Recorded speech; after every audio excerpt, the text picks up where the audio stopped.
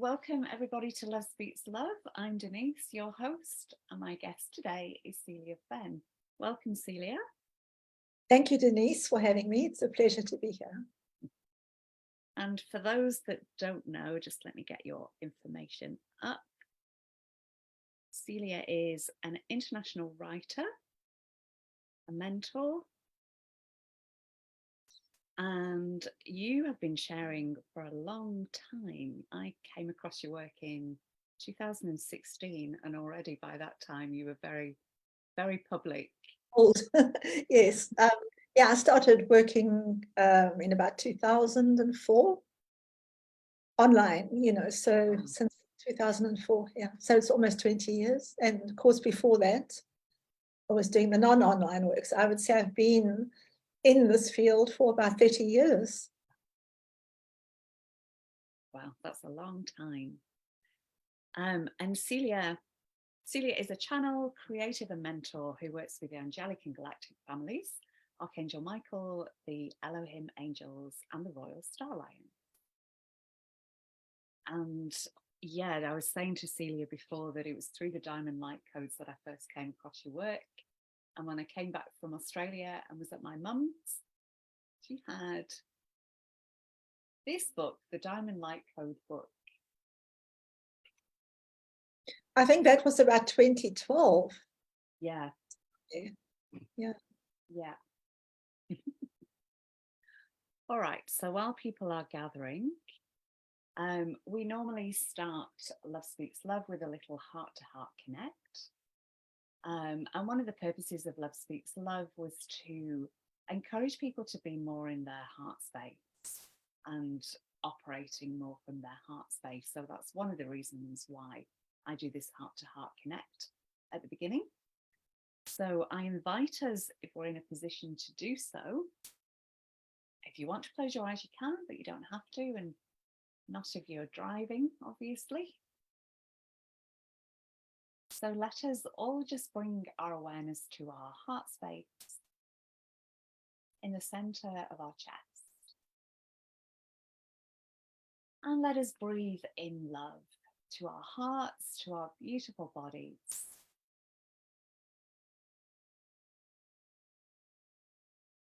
And let us use our breath to our out breath to release anything of the day so far, or the day ahead, or the week. Releasing any old energies, emotions, anything that may be preventing us from being in this now.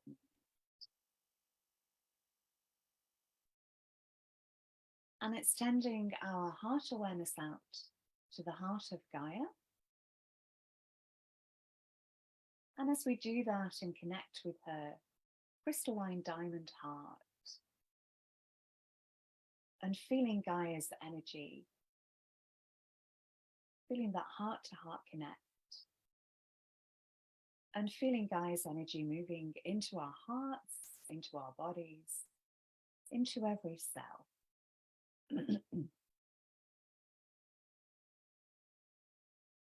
And extending that heart awareness out to the heart of the sun. Feeling gratitude for the solar energies that we're receiving presently, for all those solar codes.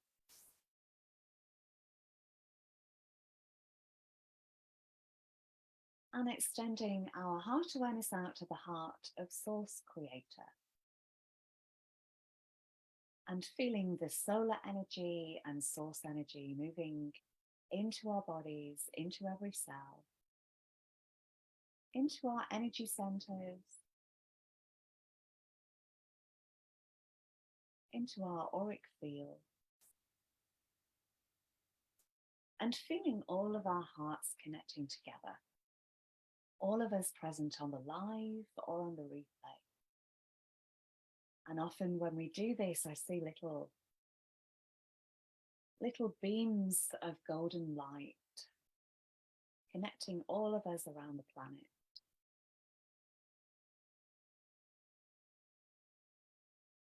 And just handing over to you, Celia, if there's anything that you would like to add. I just feel that as we connect together, connecting from heart to heart, from soul to soul, creating the most beautiful, magnificent energy around the planet. And also being aware that there are angels and light beings who are here with us and are supporting us. Because what we are doing also is transmitting that light out to everyone on the earth to give them the sense of hope and of new beginning, because we are indeed at this place of new beginning. And this energy and this light comes into our hearts and is transmitted from our hearts out to those who need it. So thank you, Denise, for bringing us together today. Beautiful. Thank you, Celia. Okay, so when you're ready, just opening your eyes.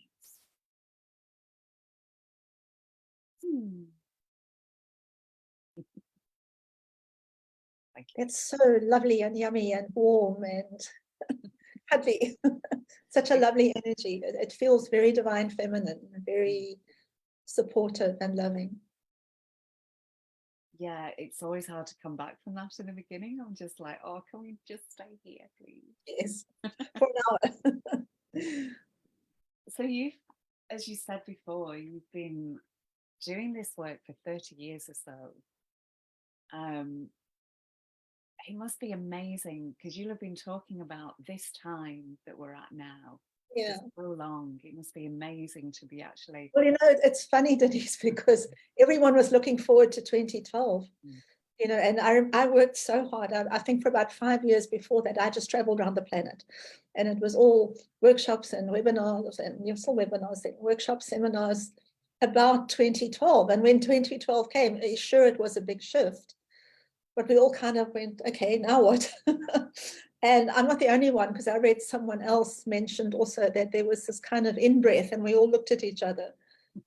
And it's only really starting now to start moving. So there was this kind of hiatus when a lot of us were confused. And I know I spent about 18 months wondering, what next? Is this all there is? But Spirit was saying almost like you have to shift like maybe 90 degrees. You have to be looking in a different direction than we were in 2012. So it took us a while to make that shift in consciousness where we can say, okay, now we're going, because the energy is right, the time is right. In this solar cycle 25, there's just been this radiance of solar sun, sun codes, solar codes coming through, just shifting everything and activating everything so that we are ready to move into the golden age, the Aquarian age, new earth, whatever you want to call it, where this new consciousness begins to be activated in the mainstream, if you want to call it that way. People start waking up to what is really the truth of the rebirthing of the earth. Yeah. So I'm excited that it's happening, now at last, that we're in this flow of energy. And it is, I can't say I find it easy at this point. It's not like, all jumping castles and fairies and whatever, not for me anyway. I'm finding it quite challenging to make the shift and to actually start connecting with your real feelings about yourself and your life and your relationship with nature and the higher elements, but also at the same time rediscovering, because I work a lot with Mary Magdalene, what I call the Magdalene path, the pure heart, that path of higher consciousness and community, which is so much what we're moving into now with these new energies.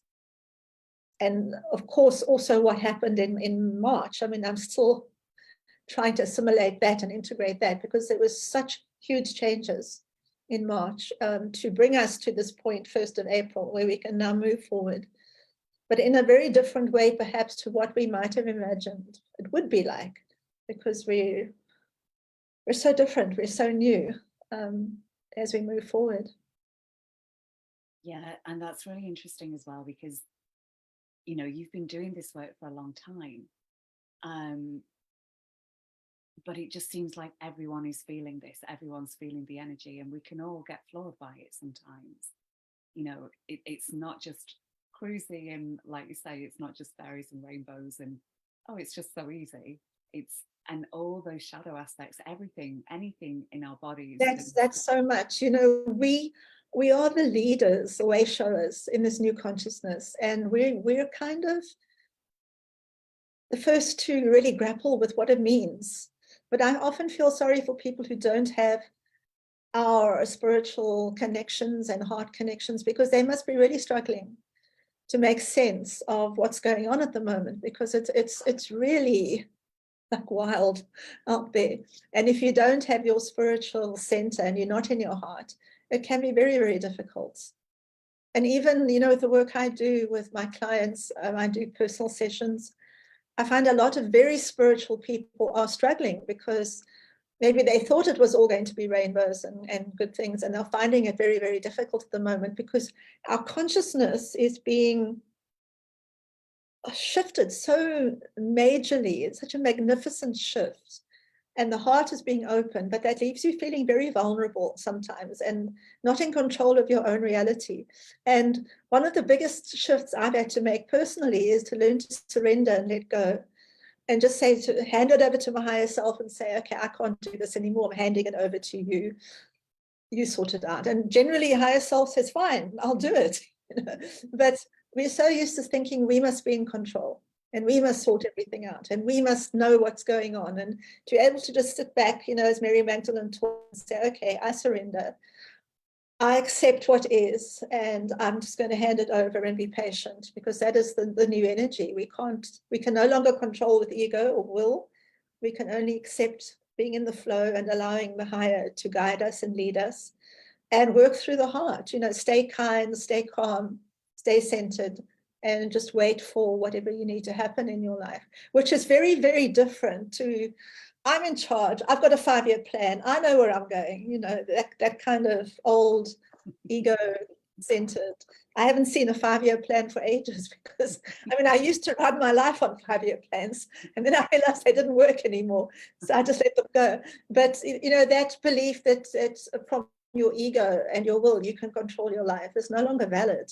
And I think this is what people are having to learn, that it's the heart that runs the life, or it's the center, it's a flow point, and we call it that, the flow point, where the energy flows through and then creates and manifests. And, you know, you still manifest your reality through consciousness, but that includes your higher energy, the higher self. And we're manifesting by aligning with the higher, not by telling it what to do. So it's very different. And I think people are kind of struggling with, they know the theory, but they try to do it, to live it, to embody it. That's where it becomes difficult in everyday life. Yeah, and surrender as well. We're not always that keen on surrender. No. But that's where I find, you know, in my case, because we are the people who do this work, I get pushed into it, you know, like, I remember the last webinar I did a couple of sessions on the Magdalene path and about surrender and acceptance and patience. And it's almost like my higher self said, okay, you taught it, now do it. And they pushed me into the baboon thing. And, you know, it was really like deep breath, surrender, because there really is nothing you can do.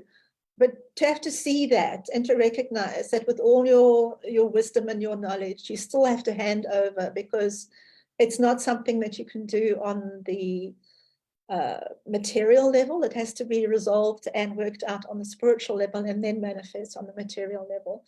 So I think a lot of us are being put through that learning, that education, so that we can convey it to others through our experience of what the energy is like.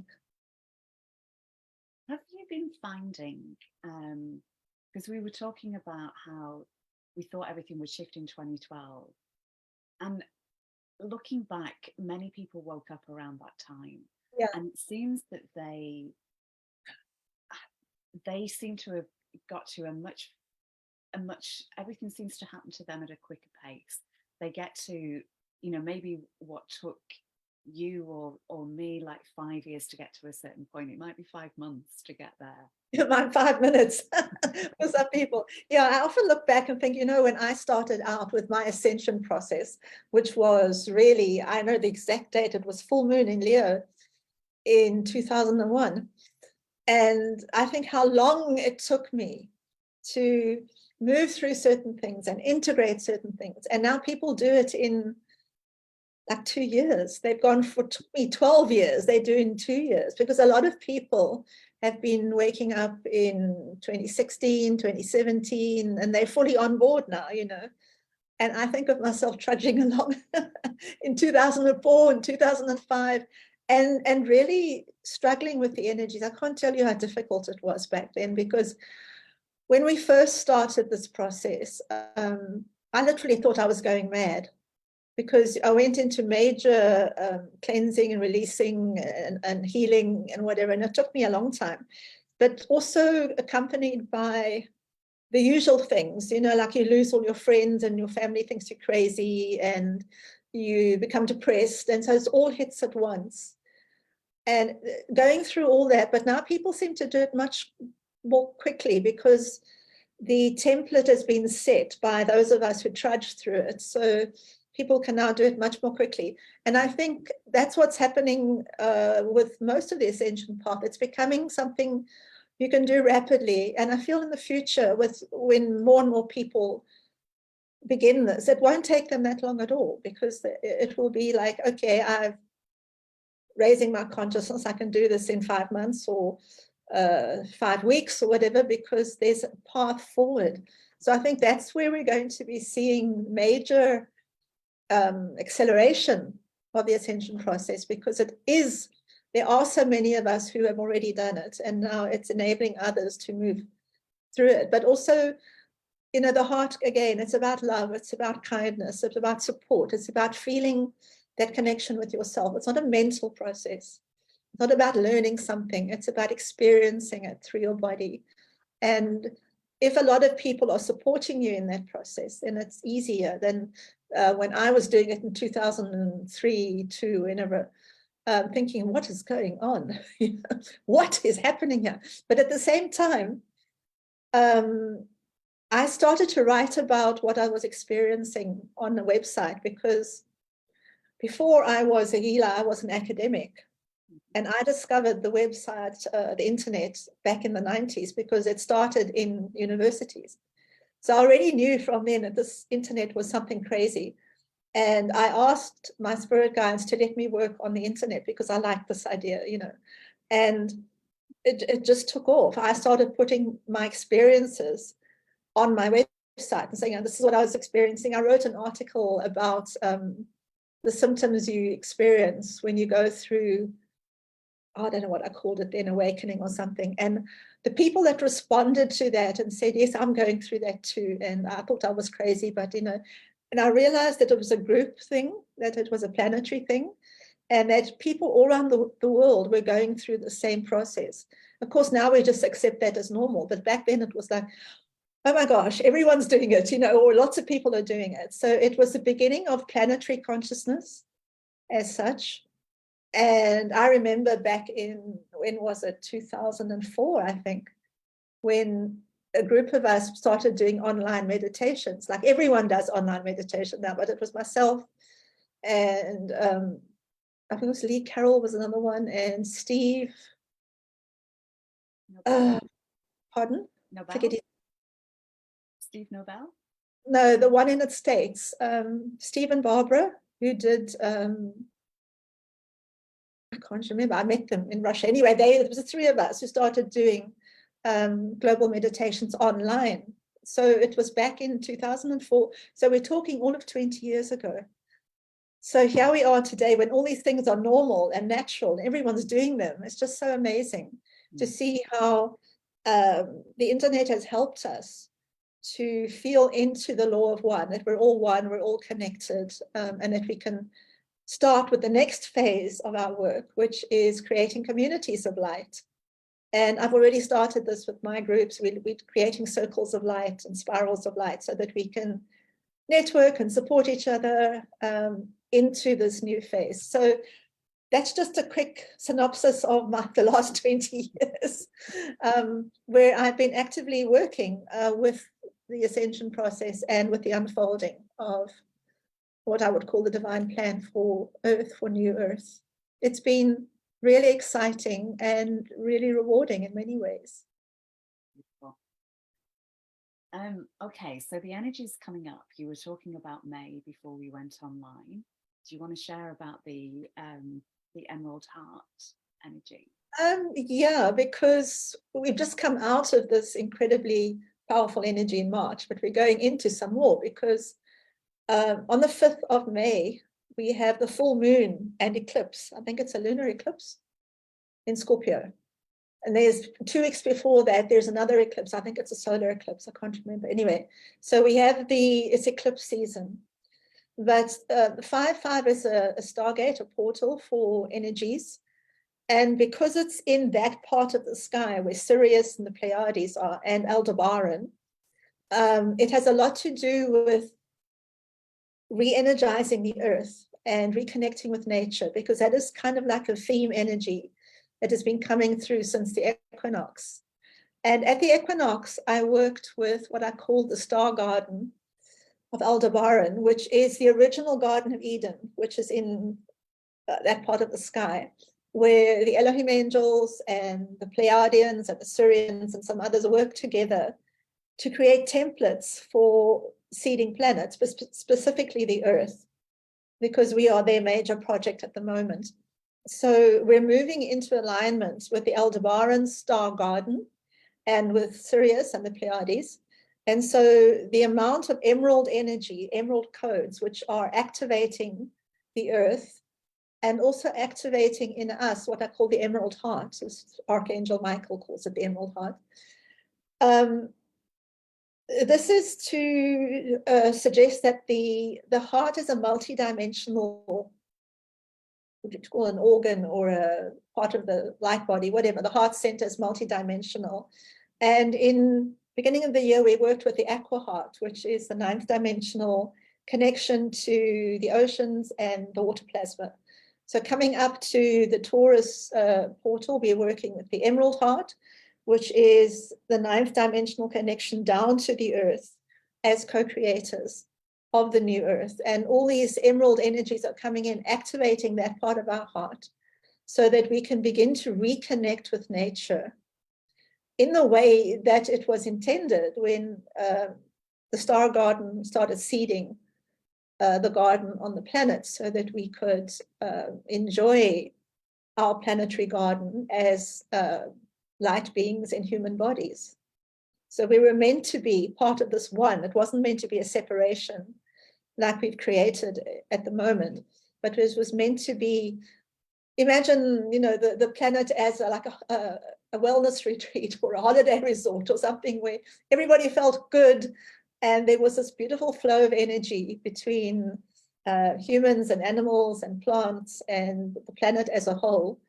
And there was this planetary consciousness. You know, it wasn't like my consciousness and your consciousness. And it was a oneness of consciousness, as well as your own individual consciousness. You would have this beautiful planetary energy that you would feel as well. And that was the original plan for the Earth. It was meant to be what I call a sacred planet. It was meant to be a place where angelic beings and galactic beings could come and celebrate their creations and their spiritual traditions and be at peace with themselves. And that's why on our Earth at the moment, we have so many different sacred sites. There's the sacred site in Egypt and Glastonbury and Peru and whatever, because different star beings came to the Earth and grounded their traditions and their teachings as part of the sacred planet Earth. So this reigniting of this energy on the earth, this is what's happening. You know, I hear people talking about the pyramids being reactivated and this being reactivated. It's a big reactivation of these energies so that we can experience the earth as it was originally intended, as sacred, spiritual, and connected. And that is what we're moving into in this new age of golden light, the Aquarian age. So it's really the privilege, I think, to be alive now and to feel these energies and to be part of this planetary awakening and rejuvenation that's happening at the moment. And as I say, it started in March as we were all like in the tumble dryer, all sort of moved around, and now we're facing in the right direction so that we can start recreating the Garden of Eden or the Star Garden, or whatever you want to call it, as an Earth project. I'm very excited about that, and I'm looking forward to seeing what unfolds in the, the next, well, in this year, in the next few months anyway, as we move towards Lion's Gate. And I know that's something that you wanted to talk about, the lions. So do you want to ask me a question, or how do you want me to? Yeah, nice segue. I was going to ask you, because you call them the Royal Star Lions. Yeah. But I also wondered, because you're in Africa, so you're closer to actual lions. Yeah. Have you connected with the lions on the lions, not just the Royal Star Lions? Real ones in bodies. Yeah, I can tell you a funny story about that. The answer is yes, I have, because we do have lions here. Even in Cape Town, we have white lions just over there in a reserve, conservatory, whatever you want to call it. But because I've always had such a connection with the felines and with lions, when I went to Zimbabwe with a friend of mine, I was determined I was going to see lions. But of course, I went at the wrong time of the year, because it was the rainy season, and they all go into the bush in the rainy season. Then they come out into the reserves when they're needing water. So I looked and I looked and I went all through. I went to Zambia, I went to Botswana, I went down through Zimbabwe, not a single lion to be seen. And of course, I kept asking, where are the lions, where are the lions? And then when I got to Hwangi, which is this big game reserve, I was in a tented, this was one of my bucket list things. There was a tented camp. So you sleep up in the trees. And it's a bit scary because it's a canvas tent and you're in a tree and there are all sorts of wild animals and you get woken up by monkeys and whatever, but still no lions. But then I was walking back from the main camp to my tent and I suddenly, this vision of a lioness in front of me, like, almost as real as a real one, but you can see it's a vision. Mm-hmm. And she basically said to me, stop looking for the lions on the earth, we are here. And she pointed up, and I realized that this was my almost like orders to connect with the star lions.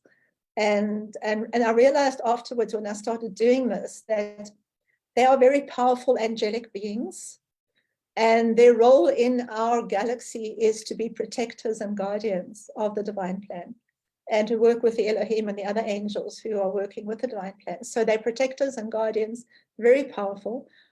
And they actually come from the Andromeda galaxy, as do the whales and the dolphins, the golden whales and dolphins. But they come through the portal at Lyra, and then they come into our galaxy. So they're not Lyrans as such. They come from other galaxies, and they're more angelic. And I find people are very attracted to them, but also, as you said, not really knowing what they are and what they do. So in our history, they were protectors, for example, of Mary Magdalene and Yeshua, because Yeshua was called the Lion of Judah, and she would have been the lioness, because that energy of protecting the divine plan, of protecting the unfolding of our evolution, is part of what they do.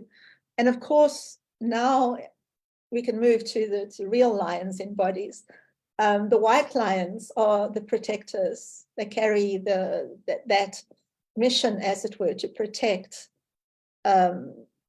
the codes and the energies on the earth level, so that we can walk the lion lines, which was a ancient network of feline, what would we call it, territories. Because in our past in Africa, there was what my friend Judith calls the lion kingdom, where the lions were not just the sacred animals, but were actually the rulers of the kingdom. and people were almost like half human, half leonine, like you see in the pictures in Egypt, you know, with the lion's head and the body of a human. So the lions definitely, what's the word, not patrolled, but held together the power of Africa through the lion lines, and especially the Nilotic Meridian, which goes from north of Egypt right down through Africa and then down through South Africa and into the ocean. And it comes down to Durban, where I used to live for a while. I used to wonder why on earth Spirit ever put me there. And then I realized it was because this is where the Nilotic meridian ends. So I was holding the bottom end of this long thing. So there's a very strong connection between the Royal Star Lions as guardians, the African backbone, the Nile, and then South Africa as holding a specific kind of energy, which is probably very Syrian, because we have the Egyptian culture, the Syrian, West African, also the Dogon, the Syrian connection, and then down into Southern Africa, where we're also discovering very strong connections with the lion energy. So when I work with the Royal Star Lions, it's working with the galactic Andromedan angelic energy, but taking it down also into the earth and seeing ordinary lions, white lions and the tawny lions, as holding those codes and those energies as well. And of course, that's what makes it very sad that lions today are farmed in South Africa, and there's canned hunting and all these things which take away the dignity and the power that lions, you know, they're just big pussycats now, that you go to these farms, these petting zoos, and nobody has any real respect for the energy and the power of the lion. So I think part of what the New Earth will do is to bring back a consciousness of their connection to the star lions and how important it is that we honor them as these beings that they are, and not see them as, I don't know what people see them, things to be hunted or to have as pets or whatever, which is not by any means what was meant by bringing the lion energy to the earth. So I always have great respect for the star lions and lionesses, and I see them as immensely powerful angelic forces that work with us and also with the animal world, and are working to bring us back into that necessary connection of oneness with nature and with the animal world. And I think as we move forward, we're going to start, more and more of us are going to start connecting with nature, with animals on this psychic level, spiritual level, and communicating, like animal communicators, shamans who have done this in the past. We'll all become more shamanic in consciousness and start to appreciate the animals for what they really are, the plants, the elemental energies, the fairies, you know, all of those things that are not just imagination, but are an essential part of the earth reality. Yeah, so beautiful. I hope that answered your question. Yeah, absolutely. That was amazing. And I'm two things to say to that. Things like plants that we class as weeds, like the dandelion, how majestic actually their energy is, and how disregarded they've become. Yeah. As many of the plant kingdom. But I'm also nudged to see if there's anything that you want to add to that about elephants. As you were speaking, I kept seeing elephants. Elephants. Yeah. Okay. Is there anything? Well, that's also funny, because when I went to Zimbabwe in my trip looking for lions, all I got was elephants. There were elephants everywhere. And I also had to think about what is important about elephants. And they are just as important as the lions, because they walk the elephant lines. And the elephant lines are very much more about connecting different areas together. But the elephants also are matriarchal.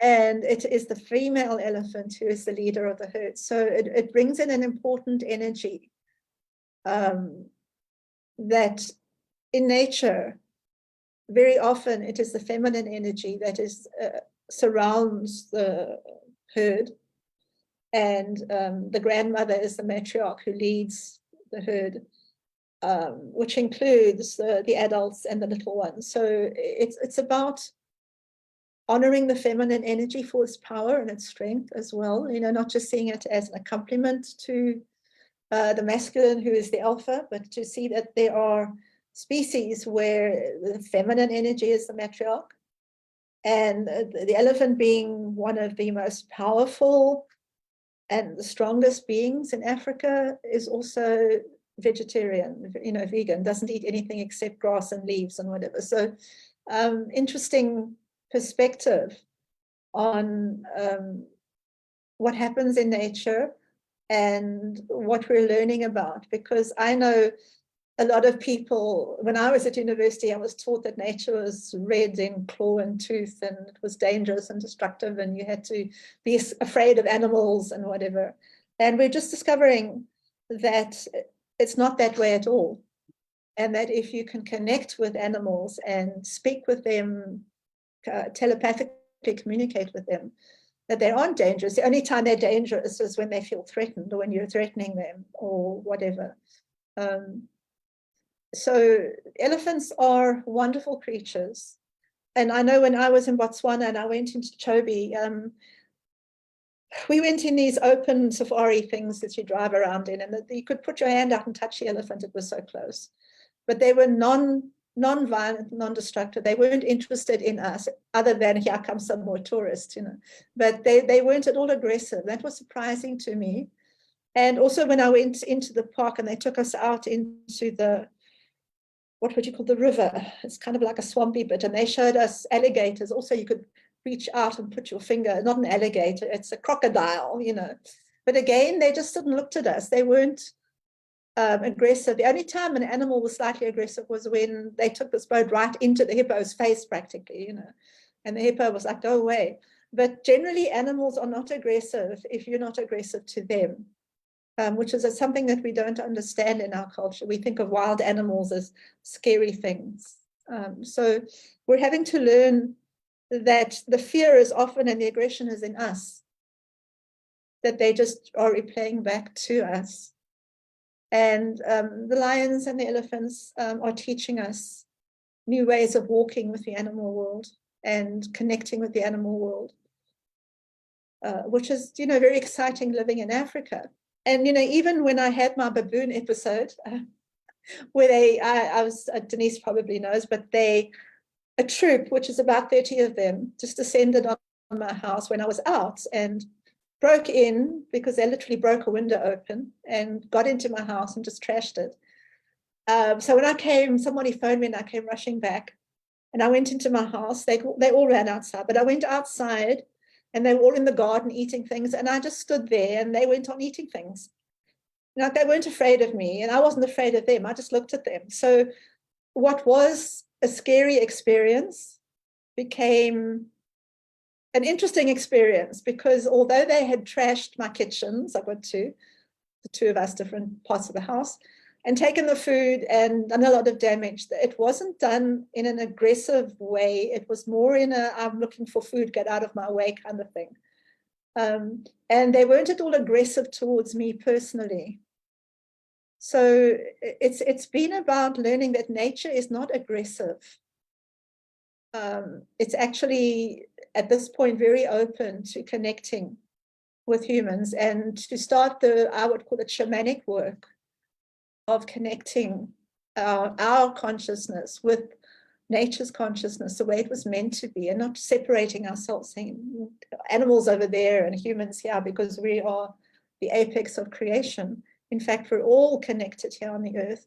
And when it comes to the heart consciousness, we may not be the apex of creation at this point, because we're still developing our connection through the heart.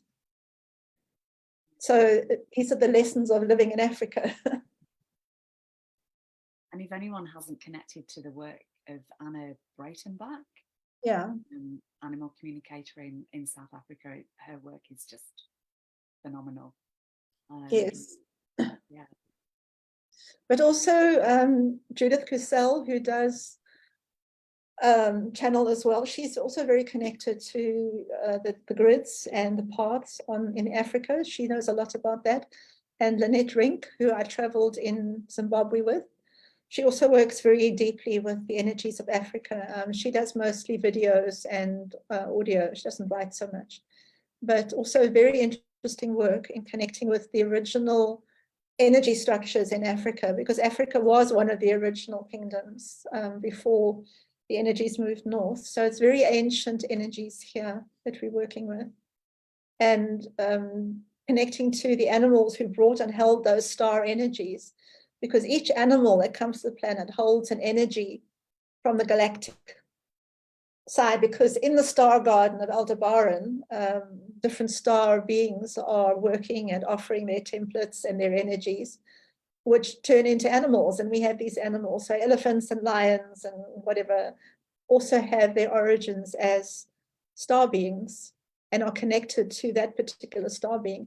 Especially in Africa here, we have the praying mantis, which is a very sacred symbol. I remember when I was in Zimbabwe too, I came back to my room and there was this huge praying mantis sitting on my pillow, like a big one. But in their star form, the praying mantis is about 6 foot. And I have encountered those too in another place where I lived. And they're very interested in healing and helping humans to come back into their original form, the human angelic form. So Africa has a lot to offer to people who are looking for that connection with nature and the natural world. You mentioned the lion lines and the elephant lines. And when you were saying that, it was like we have the earth grid, but there are these animal grids kind of interwoven. Well, the lion lines were protective because they were protecting their kingdom.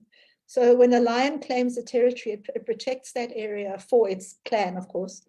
But it's a protective energy that they institute in the land, and they walk those lines, and that becomes an ancestral pathway, so that their offspring will find those lines, and the elephants, their offspring, will find those lines because they have been walked by their ancestors. And here in where I live, the baboons have their own pathways. And my house is on one of them. That's what they consider. They can come in here and do what they like. But the problem we found was that when they have a dispersal energy. So when a male disperses from another troop and comes to this one, he doesn't always have the ancestral memories for the place he's been brought to. And that has been a problem because the baboons forget where to go because the alpha always leads them. So, the big disruptions, but I think we're having to work with helping them to find their ancestral pathways and divert them or something. It's been a problem that we're working with where I live because we do have issues with the clash between the human and the baboon energies is something that we're having to work out as a community. So how do we help them to reinstate their ancestral pathways and retain them while living surrounded by humans in houses? It's something that we have to work out together. And someone suggested to me that it would have to be on the spiritual level, that we would come to an agreement about who could go where and what would happen. But it needs beings, light workers, whatever you want to call them, shamanic beings who are of a consciousness to be able to talk to them and connect with them. And I don't think we have a lot of those yet. We're still moving towards that. And I think that this May, when we do the Taurus gate energies and the emerald light, it will help to activate the people who are meant to be actually doing this work of reconnecting with the natural world to make these pathways viable again for us. I think here it's deer and reindeer lines. Okay. Yes, I would say. Yeah. Yeah. Yeah, I noticed when I was in Scandinavia, lots and lots of reindeer, just everywhere, because there are wild ones and farmed ones as well. But they seem to be the holders of sacred energy in Norway and Finland. I haven't been to Sweden, but definitely in Norway and Finland. Amazing animals. It's such a pure heart energy. It is in them. So, and also the wolves in Norway, you know, they also have a very strong energy, and they also are protectors and guardians and of the forests. And that's also something, when I was working in Europe, I did a lot of work with the forests and the spirit of the forest, because our original energy was a garden, but also in Europe and places like it was a forest world. And that's where the fairies emanate from, you know, because the trees and all the trees themselves create communities, but they also create home worlds for fairies and elves and then the humans. So there was this green world within the forest. And you go into forests in Germany or Norway or the Baltic countries today, and that energy is missing. And it's because the acid rain has destroyed the trees, or the logging companies have destroyed the older trees, and you've only got the younger trees. That was what was told to me in Germany, where I went into Bavarian forest. It was very beautiful, but I noticed that all the trees were all the same size.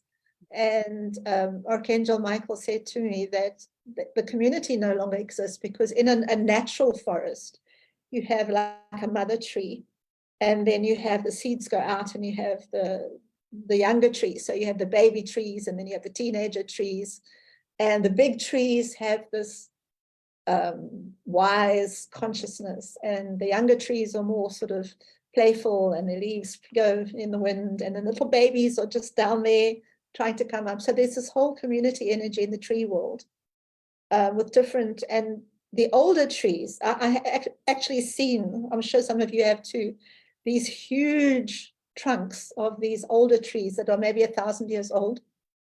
And that's a community in the forest world. And that community gives rise to the fairy beings who found their home there, and the elven people, and all those things that we don't have anymore, because we cut the trees down and we don't respect the forest world. So there's also much work to be done in the forest worlds to regenerate that beautiful energy for the new earth. And this is what's coming up in April and May, with the emerald codes, the emerald light that's coming in, is the energy to begin that process. Because everyone just says, oh, well, I can't do it by myself. But as a group, we can dream it into existence by reconnecting with these worlds, these ancient worlds, these ancestral worlds, and reimagining them for our time, which is very exciting, I think. Yeah, wow. Do you also connect with the beings of inner earth? Not so much. I tend to work mostly with the beings on this plane and up.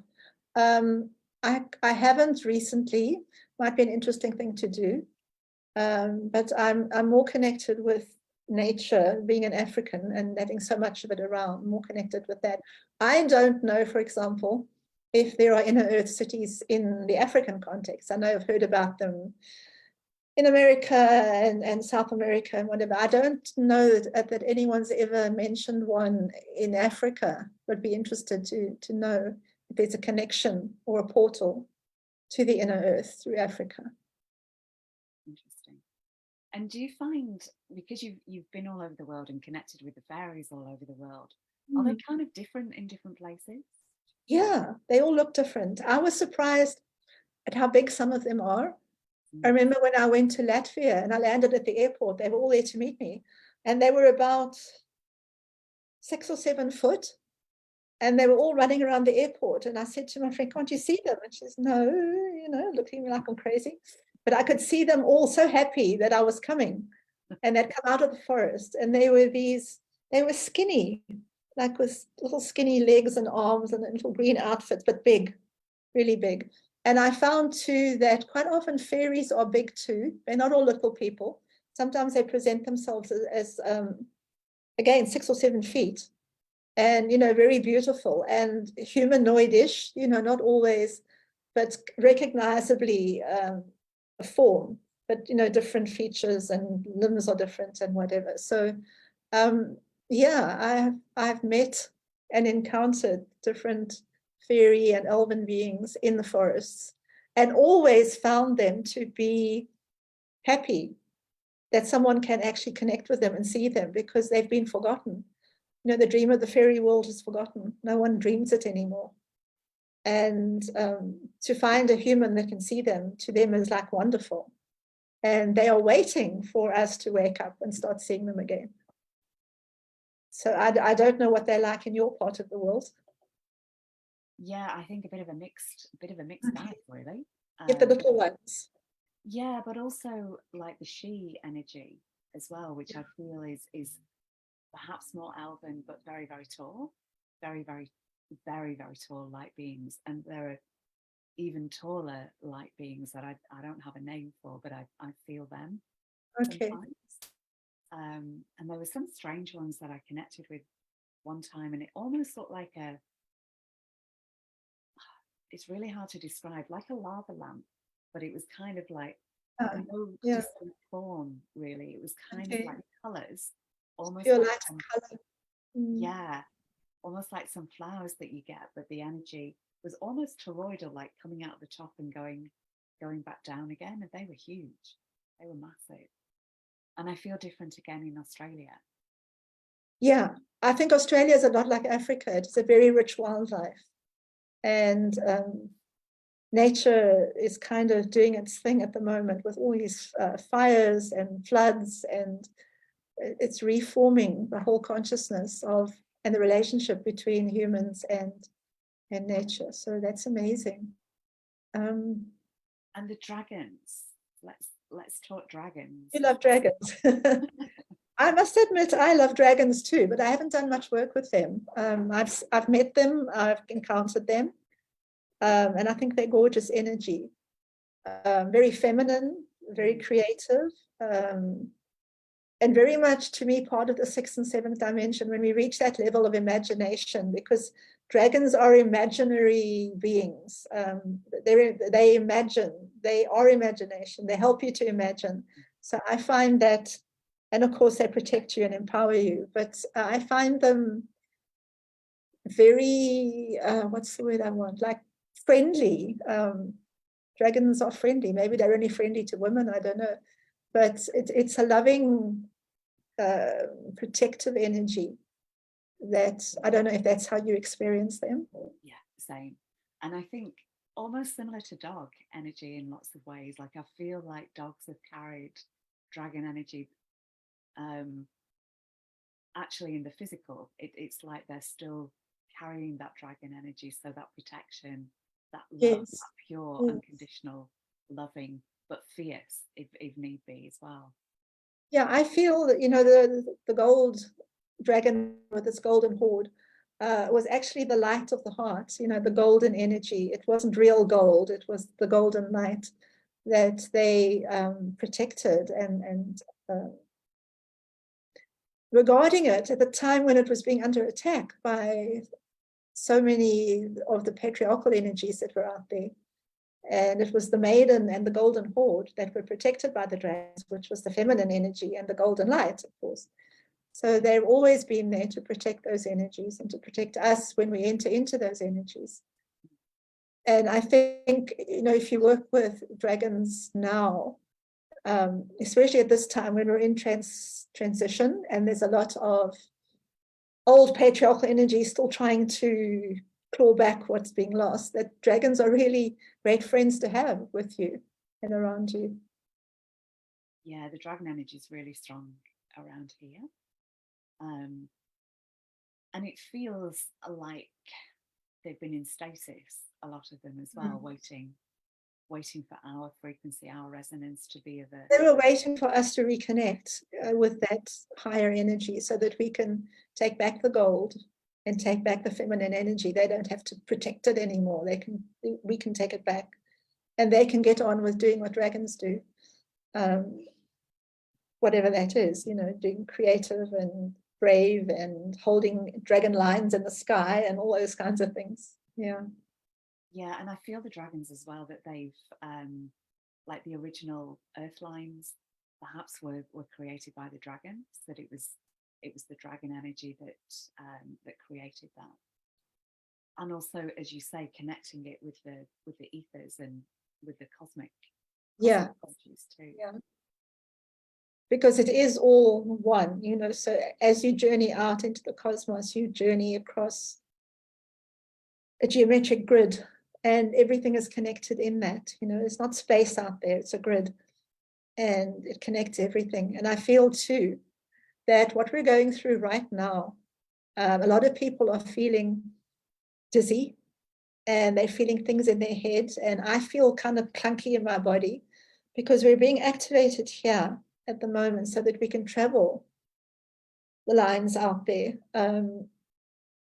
I don't know, in a conscious way or unconsciously, but to be able to travel in the galaxy and to connect with the dragon lines and the star lines and all those things, and to connect with cosmic beings in your waking state. I think this is what we're moving towards. So all these weird feelings we have in our head is the brain moving into what you call the delta or the omega phase, so that it can go out and travel in the cosmos. So that's part of why we're feeling so strange at the moment, because it's a transition of the human form into the angelic or cosmic form, so that we can join this grid, which is our birthright, actually, that we could be part of the oneness. And we will find that our lions and our dragons and our elephants are all out there too. You know, it's not just down here, they're out there in the galaxy as well. So there's some exciting things coming up for us. We just stay open to being in our heart and being open to this and allowing ourselves to travel out. It will be through the third eye, but connected to the heart, very much heart-based. You cannot travel the cosmic lines if you're not in your heart. You'll just go crazy. But if you stay in your heart and you stay centered and in cosmic higher consciousness, then you will be able to move through on the different levels. Beautiful. And the diamond light codes as well, I'd love you to share whatever you feel too about the diamond light codes. Well, the diamond codes I wrote just after 2012, I think, trying to remember. And it's an explanation of what was very important at that stage, was because we were opening to galactic consciousness.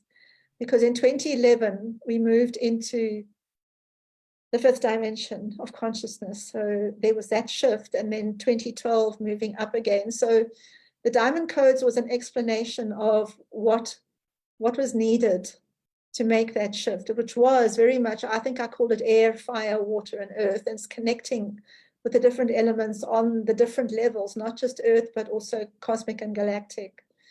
And of course, we still work with the diamond code. Diamond codes are very important when we connect with galactic energies. That is the diamond codes. They come from the center of the galaxy and they come down to the earth. So for me, the two most important light energies right now are the solar codes, which is the gold light, the Christ consciousness, and the diamond codes, which is the galactic consciousness, which takes us up to the ninth dimension, which is where we are sitting our consciousness now as the new earth, because the new earth is a 9D structure. I don't know what will happen after that, but in my working life, I was always told that 9D was what we were aiming for. And we went into 9D as a collective of light workers in January, February of this year. So we've kind of reached where we are going, where we were going for now, and working with that consciousness, which is exciting for us. So the diamond codes are still important in our work and in our activation, but also what I'm working on now is Mary Magdalene and her path, because she was the divine feminine golden light, the feminine Christ. So her energies are acceptance and patience and surrender, the things we talked about earlier, because that is what is necessary and needed now. as we move into this new space, which is ninth dimensional Earth. We're multidimensional and we're working in all these different dimensions.